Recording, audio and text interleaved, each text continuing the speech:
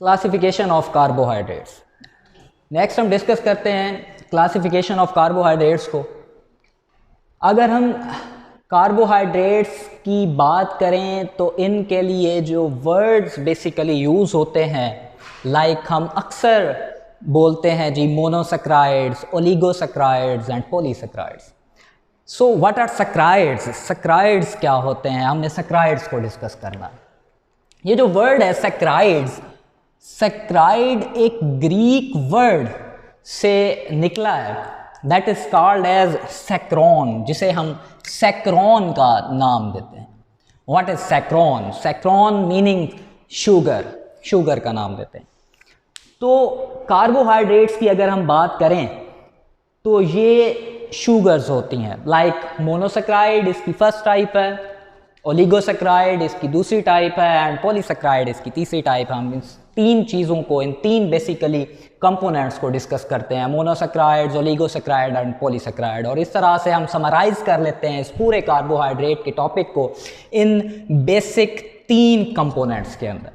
और ये तीन कंपोनेंट्स ही बेसिकली हमें पूरा एक ओवरव्यू, एक पूरा डाटा दे देते हैं किसका? कार्बोहाइड्रेट्स। नेक्स्ट चलते हैं जी मोनोसैकराइड्स पे। मोनोसैकराइड्स क्या होते हैं? मोनोसैकराइड्स को अगर हम देखें तो इनके कुछ ख़ास किस्म के कैरेक्टरिस्टिक्स हैं, उन बेसिस पे हमने इनको मोनोसैकराइड्स का नाम दिया। They are also called as simple sugars. इन्हें सिंपल शुगर्स भी कहा जाता है। इन्हें सिंपल शुगर्स क्यों कहा जाता है? क्योंकि ये जो मोनोसैकराइड्स हैं ये बहुत कम तादाद में कार्बन एटम से मिलकर बने होते हैं। उनमें अप्रॉक्सीमेटली 3 to 7 कार्बन एटम्स जो हैं ये मौजूद होते हैं पड़े, और इस तरह से ये मोनोसैकराइड्स जो है वो बनाते हैं।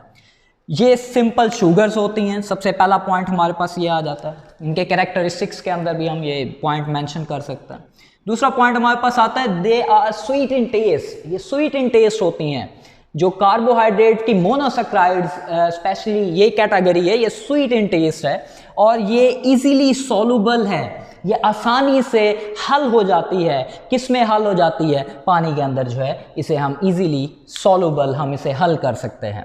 कैन नॉट बी हाइड्रोलाइज, ये हाइड्रोलाइज नहीं होती। हम इनको मज़ीद पानी के अंदर ब्रेक डाउन इनकी नहीं कर सकते, इनको तोड़ा नहीं जा सकता, तो इनको मज़ीद जो है इनकी हाइड्रोलिसिस का प्रोसेस जो है वो नहीं होता।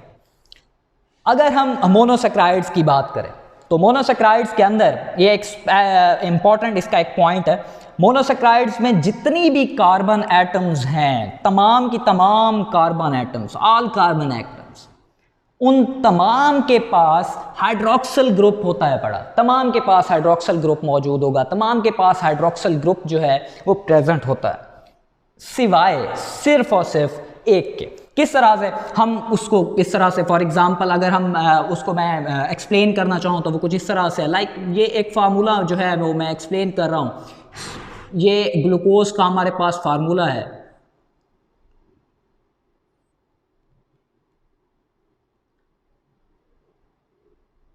ये देखें जी, ये हमारे पास ग्लूकोज का फार्मूला है।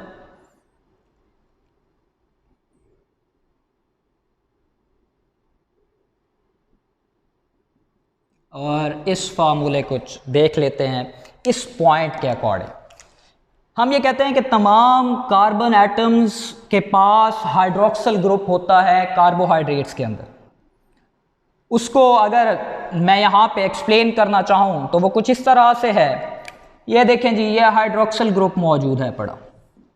ये देखें जी, ये हाइड्रोक्सिल ग्रुप है, ये हाइड्रोक्सिल ग्रुप है, ये हाइड्रोक्सिल ग्रुप है। ठीक हो गया?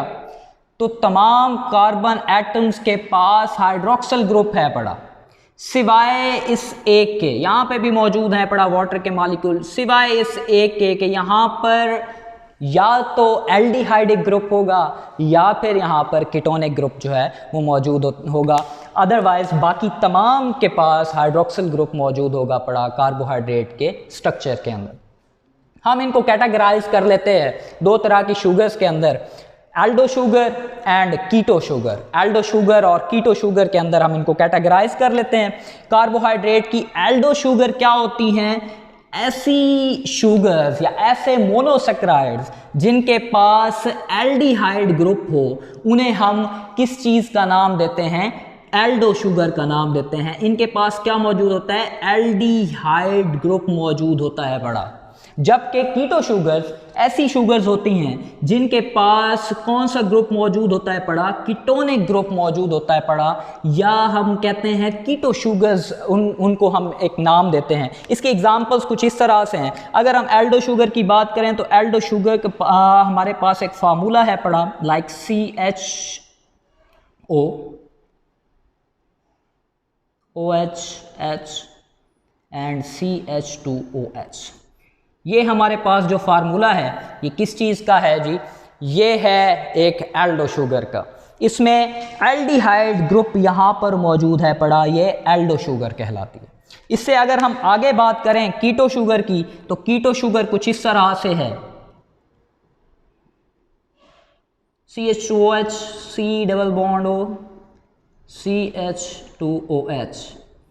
ये देखें जी, ये यहाँ पर ये कीटोनिक ग्रुप मौजूद है पड़ा, दोनों ट्राइओसिस हैं, दोनों के पास 3 कार्बन है, carbon 1, carbon number 2, carbon number 3, carbon number 1, carbon number 2 and carbon number 3, दोनों के दोनों क्या हैं, ट्राइओसिस हैं, ठीक है। और इन दोनों में फ़र्क क्या है कि एक के पास एल्डो ग्रुप है और एक के पास कीटोनिक ग्रुप है। एल्डो और कीटोनिक ग्रुप की वजह से हम इसको नाम देते हैं Aldo sugar and ketonic sugar का। कार्बोहाइड्रेट्स की नेक्स्ट अगर हम बात करते हैं तो कार्बोहाइड्रेट्स नेचर के अंदर जो अबंडेंटली मौजूद हैं मोनोसैकराइड्स, उनमें 3 to 7 कार्बन एटम्स जो हैं वो मौजूद होते हैं पड़े। 3 से लेकर 7 कार्बन एटम्स मैक्सिमम इनके पास होते हैं।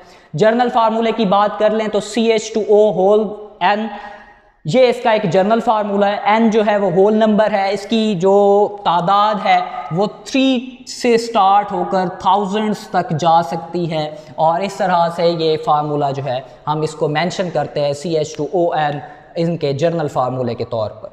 नेक्स्ट अगर हम बात करते हैं तो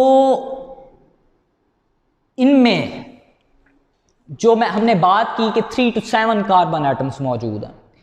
जो 3 कार्बन वाला मोनोसैकराइड होगा दैट इज कॉल्ड एज ट्राइओसिस, हम उसे ट्राइओसिस का नाम देते हैं। जो 4 कार्बन वाला होगा उसे हम टेट्रोसिस का नाम देते हैं। इसी तरह से जो 5 कार्बन वाला होगा उसे हम pentose and then 6 hexo sugar, इस तरह से इसके कार्बन एटम्स के लिहाज से हम इनको जो है वो नाम दे देते हैं, ट्राइओसिस, टेट्रोसिस, पेंटोसिस, हेक्सोसिस, हेप्टोसिस। तो ये कार्बन एटम्स की बेसिस पर हम इनको जो है वो नाम देते हैं। ट्राइओसिस की अगर बात की जाए, 3 कार्बन एटम्स की बात की जाए, तो जो ट्राइओसिस हैं, जो 3 कार्बन एटम्स पर मुश्तमिल जो मोनोसैकराइड्स हैं, ये इंटरमीडिएट हैं। ये कंपोनेंट्स बनते हैं कब, जब रेस्पायरेशन का प्रोसेस हो रहा होता है, उसके दरमियान ये इंटरमीडिएट्स होते हैं। और इसी तरह जब फोटोसिंथेसिस का प्रोसेस हो रहा होता है तो वहाँ पर भी ये कंपोनेंट्स क्या होते हैं, इंटरमीडिएट्स के तौर पर जो है ट्राइओसिस सामने आते हैं। इसी तरह टेट्रोसिस जो C4 कार्बन्स हैं, मींस के 4 कार्बन जिनके पास मौजूद होती हैं पड़ी, तो वो टेट्रोसिस ये रेयर होते हैं नेचर के अंदर, ये बहुत कम पाए जाते हैं। बैक्टीरिया की बॉडी के पास जो है ये बैक्टीरिया की मेम्ब्रेन्स में स्पेशली ये मौजूद होते हैं पड़े, इन्हें हम टेट्रोसिस का नाम देते हैं। और नेक्स्ट जो है वो pentose sugar and hexose sugar, ये कॉमन है नेचर के अंदर, आम पाए जाते हैं, काफ़ी अबंडेंट हैं। लाइक हमारे पास इनकी कुछ एग्जांपल्स हैं पड़ी, ये हमारे पास एग्जांपल है पड़ी जी राइबोस शुगर की, राइबोस शुगर जो कि एक क्या है, पेंटोज शुगर है। पेंटोज शुगर है, 5 कार्बन पर मुश्तमिल ये एक शुगर। और नेक्स्ट अगर हम बात करें तो इसके साथ ही हमारे पास फार्मूला लिखा हुआ है जो कि मौजूद है किस चीज़ का, हेक्सो शुगर का, जो कि किसका फार्मूला होता है, ग्लूकोज का फार्मूला है। ग्लूकोज जो है उसका ये 6 carbon atoms, carbon number 1, carbon number 2, carbon number 3, carbon number 4, carbon number 5 and carbon number 6, ये हमारे पास ग्लूकोज का फार्मूला है। और इसी तरह से ये हमारे पास जो 5 कार्बन्स हैं ये किसका फार्मूला है जी, ये राइबोस शुगर का फार्मूला है, जो कि एक 5 कार्बन कंपाउंड है पड़ा। तो इस तरह से हम इनको कैटेगराइज करते हैं। फर्दर इनकी क्लासिफिकेशंस भी हैं कि अगर हम इनको पानी के अंदर डिज़ोल्व करते हैं तो पानी में डिज़ोल्व होने के बाद ये कुछ रिंग स्ट्रक्चर्स जो हैं ये फॉर्म करती हैं, जिसमें राइबोफ्यूरानोज एंड ग्लूकोपायरानोज के स्ट्रक्चर्स हैं। उनको हम इंशाल्लाह अपने नेक्स्ट वीडियो लेक्चर्स के अंदर प्रॉपर्ली डिस्कस करेंगे और उनके स्ट्रक्चर को भी जो है हम बनाना सीखेंगे कि किस तरह से पानी के अंदर डालने पे ये राइबोज शुगर और ये ग्लूकोज शुगर किस तरह से वो रिंग स्ट्रक्चर जो है उसको फॉर्म करती है। Thank you so much.